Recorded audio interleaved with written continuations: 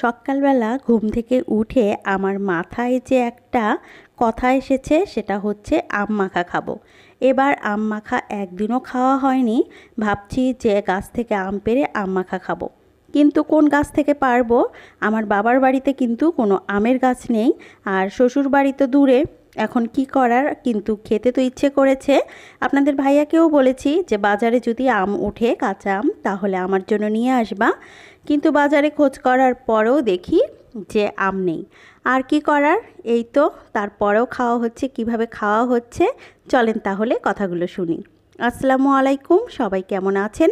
আশা করছি সবাই অনেক ভালো আছেন, সুস্থ আছেন। আপনাদের দোয়ায় আল্লাহর রহমতে আমরাও অনেক ভালো আছি, আলহামদুলিল্লাহ। আমার কাকুর গাছ থেকে আম পেড়েছি, আর সেই গাছের আম দিয়েই কিন্তু আজকে আম মাখা খাচ্ছি। আর এখানে মা আর মেয়ে দুইজনে পছন্দ মতো আম মাখা খেয়ে নিচ্ছি। এই আমগুলো কাঁচা মিঠা গাছের আম, খেতে কিন্তু অসম্ভব মজা লাগে, তেমন একটা টক ছিল না। তারপরে আম মাখা খেয়ে এখন খাবো আম পোড়া শরবত। অনেকের দেখেছি যে আম পুড়িয়ে শরবত করে, আবার কিন্তু আমটা সেদ্ধ করেও করে। আর আমার কাছে মনে হয় পোড়া আমের শরবতটাই খেতে বেশি ভালো লাগে, কারণ পোড়া পোড়া একটা আলাদা গন্ধ থাকে।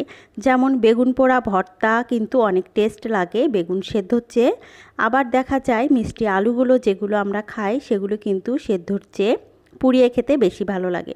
সেই জন্য সেটা মনে করেই ভাবলাম যে আম পুড়িয়েই আজকে শরবতটি বানিয়ে নিব। এখানে আম দুটি আমি পোড়ানোর জন্য বসিয়ে দিয়েছি। আর এই আম পোড়া শরবত গরমের জন্য কিন্তু অনেক উপকারী একটা শরবত, আর খেতেও কিন্তু অসম্ভব মজা লাগে। আমটা যখন নরম হয়ে যাবে তখন বুঝে নেবেন যে আমটা একেবারে পোড়া রেডি হয়ে গিয়েছে। আমার আমটাও পুড়িয়ে নিয়েছি, আর এখন পরিষ্কার করে ধুয়ে নিব। পরিষ্কার করে ধোয়ার পর তো উপরের ছালগুলা ছিলে তারপর ভিতরের অংশটা নিতে হবে। অসম্ভব গরম, এখনও কীরকম ভাব বের হচ্ছে দেখেন, কিন্তু খেতে মন চাচ্ছে, তাই আমার আর তর সইছে না। আর তারপরে বিশেষ করে দোকানেও যেতে হবে, দুপুরবেলার খাবার রেডি করতে হবে। সব মিলিয়ে একেবারে আমার তাড়াহুড়া লেগে গেছে। এখানে ইথিকা ভিডিও করে দিচ্ছে আর আমি আমের শরবতটা বানিয়ে নিচ্ছি। তো আমগুলো যখন ঠান্ডা হয়ে গিয়েছে তখন কিন্তু আমি এইভাবে হাত দিয়ে চেপে চেপে আমগুলো আঠি থেকে সরিয়ে নিয়েছি। আর এখানে বেশি একটা উপকরণ লাগে না, আপনারা চাইলে এই শরবতটা কিন্তু গুড় দিয়েও করতে পারেন, আবার চাইলে চিনি দিয়েও করতে পারেন। আমার বাসায় গুড় ছিল, তারপরেও আমি চিনি দিয়েই করেছি। তো এখানে আমি জিরার গুঁড়া দিয়ে দিয়েছি, আর এখন দিয়ে দিব পরিমাণ মতো লবণ, তারপরে দিয়ে দিব পরিমাণ মতো বিট লবণ। বিট লবণটা একটু অল্পই দিয়েছি, কারণ যেহেতু রান্নার লবণও দেওয়া হয়েছে। আর এখানে চিনিটা দিয়েছি পরিমাণ মতো, আপনারা চাইলে কম বেশি করতে পারেন। শরবতটা বানানোর পর মনে হয়েছে যে এতটা খেতে ভালো লেগেছে, আরেকটা আম দিলে আরও হয়তোবা বেশি ভালো লাগতো। আমারটা একটু পাতলা হয়েছে, আপনারা চাইলে কিন্তু একটু গাঢ় করে শরবতটা করতে পারেন। আর এখানে ফ্রিজের যে ঠান্ডা পানিটা থাকে সেটাই আমি এখানে দিয়ে দিচ্ছি। আর এখানে দিয়ে দিচ্ছি লেবু, আমাদের গাছ থেকেই লেবুটা আমি পেড়ে এনেছি। বাজারের লেবুগুলো আমি একদমই খেতে পারি না, কারণ বাজারের লেবুর একটা গন্ধ থাকে আলাদা, সেটা আমার কাছে একদমই ভালো লাগে না। আর তো কাঁচামরিচ দিয়ে দিয়েছি, যেহেতু আমি ঝালও বেশি খাই না তাই জন্য কাঁচামরিচটা আমি 2টা দিয়েছি।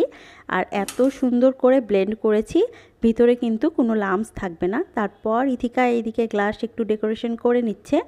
আর যেহেতু আমের একটা সুন্দর শরবত বানাবো, হালকা একটু ডেকোরেশন তো করতেই হবে, যাতে ঘরে বসেই দেখা যাবে যে আমরা বাহিরের একটা ফিল পাই।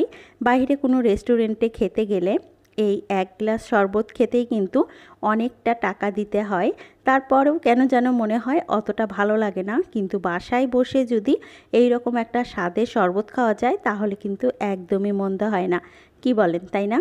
এখানে বরফ কুচি দিয়ে দিচ্ছি, আর এখন তো শরবতগুলো দিয়ে দিব। আর আমি যখন ভিডিওটা এডিট করছিলাম, ভয়েস দিচ্ছিলাম, আমার দেখে তো আবার খেতে ইচ্ছে করছে। আর আম যে কোথায় পাবো, সব আম দিয়েই কিন্তু ভালো লাগে না, এটাও একটা কথা।